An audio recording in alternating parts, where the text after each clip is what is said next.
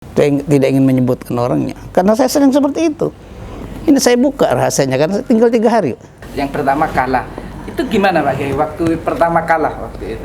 Orang saja yang menilai itu kartu mati sudah.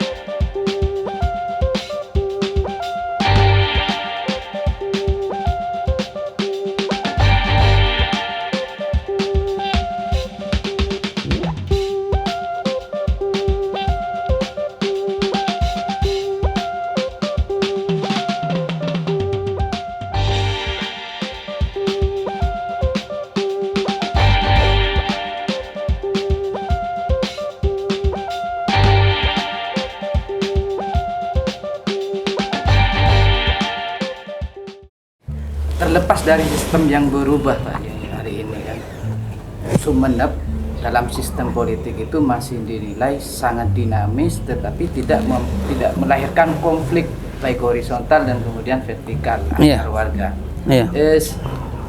Maksudnya dalam penelitian beberapa pihak yang menyampaikan seperti itu. Ini kunci sukses, terutama misalnya ketika ada di DPR, bagaimana Pak Kiai mengelola konflik, kemudian setelah menjadi sama lah, saya kan sering beli rujak cingor itu ya, rujak selingkuh itu ya. Itu ya. Lalu itu namanya saja rujak selingkuh, ada timun, ada kacang, ada petis, apa ya, ada yang lain-lain. Itu kan kalau dimakan sendiri-sendiri dimakan gak enak kan? Iya.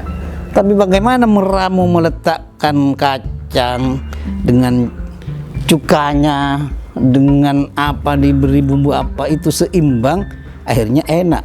Yang namanya rujak itu kita makan. Samalah dengan cara ngelola. Karena di DPRD termasuk yang di sini di eksekutif itu latar belakang pendidikannya banyak yang berbeda. Latar belakang keluarganya juga banyak yang berbeda. Akhirnya menimbulkan pemikiran-pemikiran yang berbeda. Maka bagaimana meramu perbedaan yang banyak itu, itulah memang pemimpin tugasnya. Jangan jadi pemimpin kalau tidak mampu meramu perbedaan-perbedaan yang ada. Bagaimana meramu wartawan? Kan gitu sama saja. Iya, sama. Itu dalam meramu itu. Iya. Saya ingin tahu, dalam meramu itu sehari semalam itu berapa waktu istirahatnya? Kuncinya bukan soal istirahat dan tidak dikomunikasi dengan berbagai pihak itu. Komunikasi.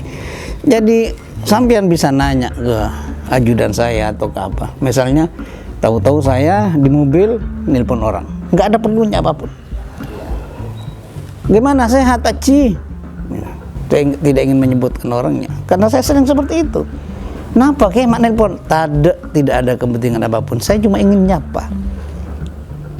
Iya, itu bagian dari meramu semua. Seandainya nanti ada keperluan, kita tinggal merajut saja karena selalu disapa.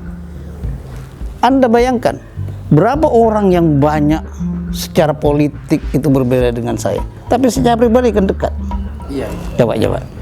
Kurang apa dengan Pak Malik ini contoh saja lah ya. Tapi secara pribadi kita dekat walaupun setiap ada event legislatif selalu berbeda. Di eksekutif juga beda. Tapi pada satu saat saya bermain ke Malik ke Fereci, biasa secara pribadi. Itu komunikasi kuncinya. Pastilah komunikasi. Kalau tidak ada komunikasi habis kita ini. Nggak habis. Melihat ini orang-orang yang sering ngecam saya misalnya, macam-macam, mau di KPK kan, mau dipoldakan, surat itu sampai hanya satu yang tidak ada tembusannya, Tuhan Rabbul Alamin. Dan malaikat. Tapi semua tembusan macam-macam. Tapi saya biasa komunikasi. Tahu dia sakit, saya hadir di rumahnya. Nangis macam-macam. Kok kesampian bisa hadir ke saya? Saya orang yang paling benci kesampian. Misalnya, ini saya buka rahasianya karena tinggal 3 hari. ya.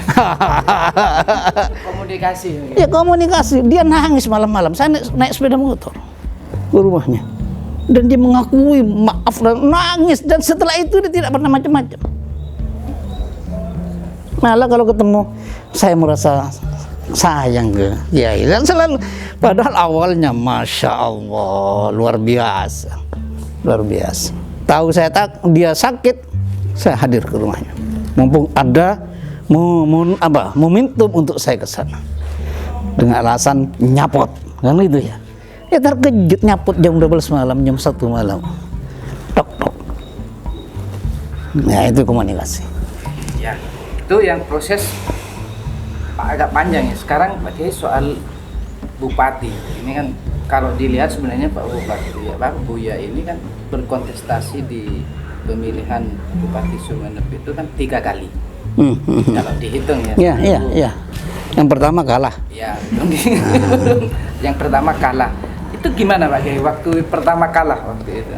Saya kalah sekarang, besok saya sudah masuk ke DPRD. Oh, gitu. Saya sudah mulai lagi kerja di DPRD, dan ketika pelantikan Kiramdan saya yang memimpin pelantikan. Nggak ada masalah. Nggak ada masalah. Sekarang ini kan kadang-kadang di bawah itu sampai ke anak cucunya bermusuhan terus kalau kalah. Pelian Kalebun misalnya, itu sampai bertahun-tahun tidak pernah selesai. Nggak boleh seperti itu, nggak boleh. Nah, yang saya maksudkan tadi soal komunikasi itu kan triknya. Barisan Buya dan barisan Kiramdan waktu itu kan sebenarnya dari sisi pilihan politik yang berbeda. Gimana itu menjembatani agar supaya tetap atas nama Sumeneb harus? Ya nggak ada lagi komunikasi, nggak ada lagi. Ya kita suan, kita kemana-mana biasa. Di Sumeneb itu inilah mungkin memang berbeda, maaf, dengan kabupaten yang lain. Ketika ada masalah perbedaan pilihan di bupati, kadang-kadang sampai 5 tahun. Walaupun itu kadang-kadang juga sama-sama kiainya, maaf itu. Iya. Itu sama-sama kiainya 5 tahun sepertinya nggak selesai-selesai.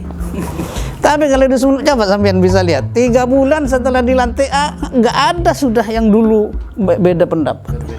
Iya, berbeda pandangan, beda pilihan. Selesai 3 bulan, tahlilan, ngumpul lagi biasa. Nggak ada masalah. Di NU acara datang semua. Padahal beberapa minggu yang lalu itu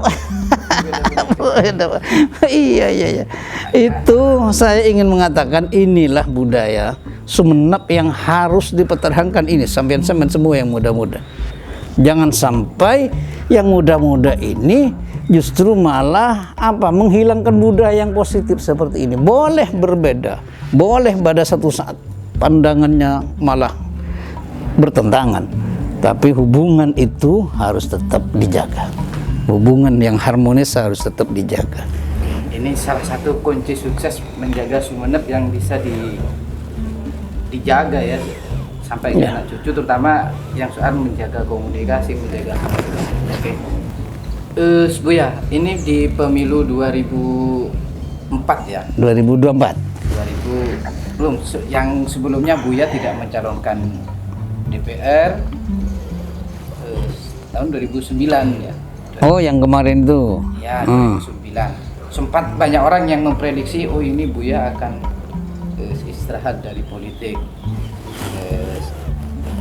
Tapi akhirnya Buya 2010-nya dicalonkan sebagai bupati oleh banyak orang dan terpilih menjadi bupati. Itu gimana sih? Iya,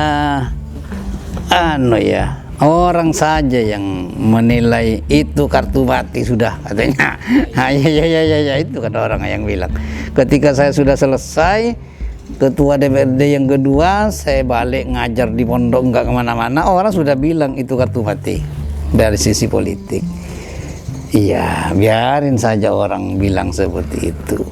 Tetapi kalau komunikasi itu berjalan terus-menerus dengan siapapun, walaupun tanpa mengenal posisi, saya kira akan terjaga kemungkinan untuk terus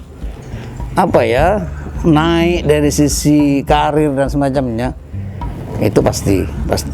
Jangan setelah berhenti jadi anggota, jadi wartawan, hilang komunikasinya dengan para wartawan, dengan manajernya misalnya, itu akan habis sebagai wartawan. Saya kira komunikasi itu tidak harus selalu karena posisi, tapi itu perintah agama untuk terus dilakukan, sehingga ternyata bisa, walaupun orang bilang itu kartu mati, ternyata bisa karena komunikasi saja.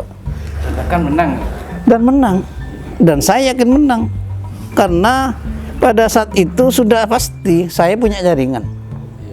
Pada saat itu ada biaya, terlepas dari siapa yang ngasih biaya, tapi ada biaya. Sudah, teorinya sudah menang.